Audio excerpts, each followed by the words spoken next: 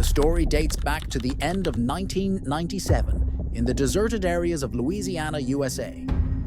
Police began discovering one body after another. These bodies had their hands and feet tied, their lower clothing missing, and they had been brutally raped. The victims were young men. Questions immediately arose. Who was doing this to these boys, and why? The police stepped in to find answers and catch the monster. However, it took them 10 years to finally capture this cunning and savage beast. His name was Ronald Joseph Dominique. Why was Ronald Dominique killing these boys? Why did he commit so many murders? How did he manage to evade the police for so many years? And how did the police finally catch him? Let's dive into the story of how an ordinary boy turned into a psychopathic killer. But before we begin, don't forget to subscribe to the Crime in English channel and hit the bell icon. Ronald Joseph Dominique was born on January 9, 1964, in Thibodaux, Louisiana. He was the youngest of 6 siblings.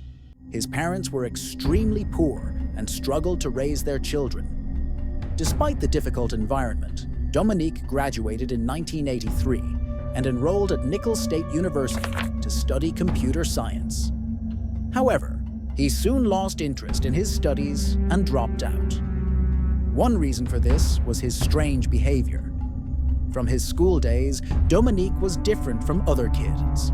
He was mostly quiet, kept to himself, and avoided social interactions. He also struggled with obesity, which made him a target for bullying. His classmates teased him, and he was often ridiculed. He didn't participate in sports or make friends, which further isolated him. During this time, Dominique realized he was a gay and started visiting gay pubs. However, some classmates spotted him there and began mocking him, calling him gay. This made him the laughingstock of the entire college. Eventually, Dominique dropped out of college and wasted his time doing nothing. As the saying goes, an empty mind is the devil's workshop, and this proved true for Dominique. He had no degree, no job, and no partner in life. This led him to start fights with others.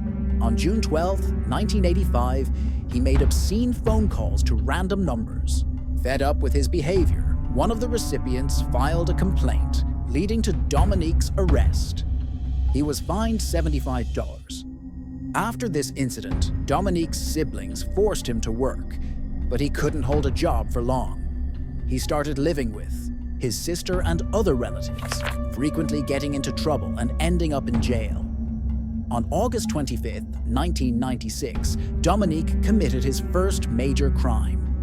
Reports say he was staying at his sister's house when a young man suddenly broke a window and ran out naked, screaming that Dominique had raped him and tried to kill him. The neighbors informed the police, and Dominique was arrested. The lower court fined him $100,000, but Dominique appealed to a higher court, which acquitted him due to lack of evidence. After being acquitted, Dominique began a series of murders that continued for years, and the police couldn't catch him. His first murder victim was a 19-year-old African-American boy named David Mitchell in July 1997. Dominique lured David with the promise of drugs and took him away. 2 days later, David's body was found in a water-filled ditch by the roadside.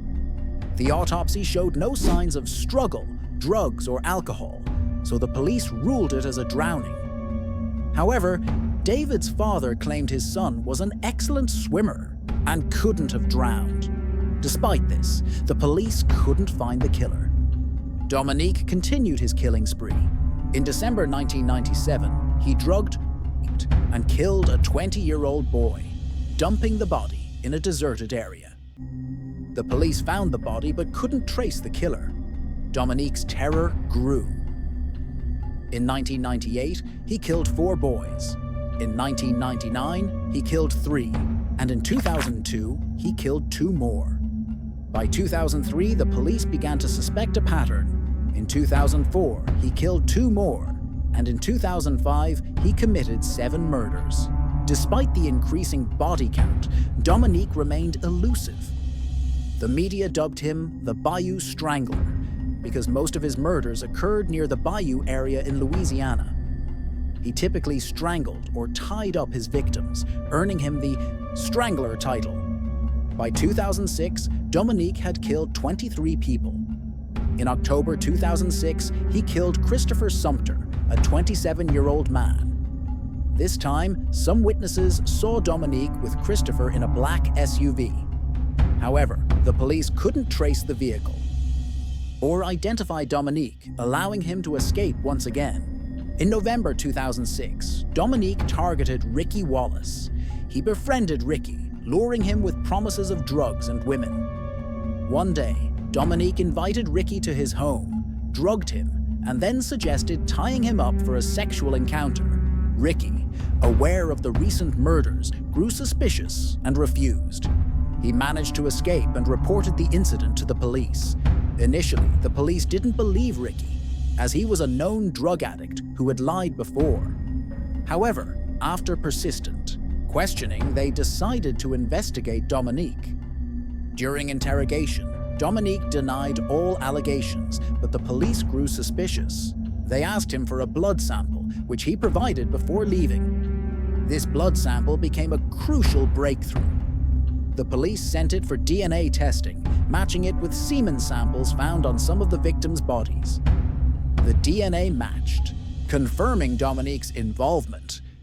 However, the police didn't act immediately, fearing Dominique might flee if he sensed suspicion. Finally, on December 1st, 2006, Dominique was arrested at a homeless shelter. Upon arrest, he said, "I knew I would be caught soon. That's why I left my sister's house and came here, so my family wouldn't get involved." During interrogation, Dominique initially denied his crimes, but later agreed to cooperate on the condition that he wouldn't receive the death penalty. The authorities agreed, and Dominique confessed to all 23 murders, providing detailed accounts of how, when, and why he killed each victim. Despite his confessions, Dominique's motive remained unclear. Experts speculated that he killed for pleasure or because he was unemployed and relied on his victims for money and food. Based on his confessions, Dominique was charged and brought to trial. On September 24, 2008, he was found guilty and sentenced to 8 life sentences without the possibility of parole. Currently, Dominique is serving his sentence in a Louisiana prison. One question remains: how did Dominique evade the police for so long? The primary reason was that he targeted vulnerable victims, drug addicts, or runaways, who were less likely to be reported missing. Most of his victims were African American, men with little connection to law enforcement, making them easy targets. Although Dominique managed to evade capture for a decade, he was eventually caught and is now paying for his crimes. He is considered one of America's most notorious serial killers. What punishment do you think Dominique deserved? Let us know in the comments. If you liked this video, please like and share it. If you haven't subscribed to the Crime in English channel yet, do it now and hit the bell icon. Stay tuned for more such crime stories. Thank you.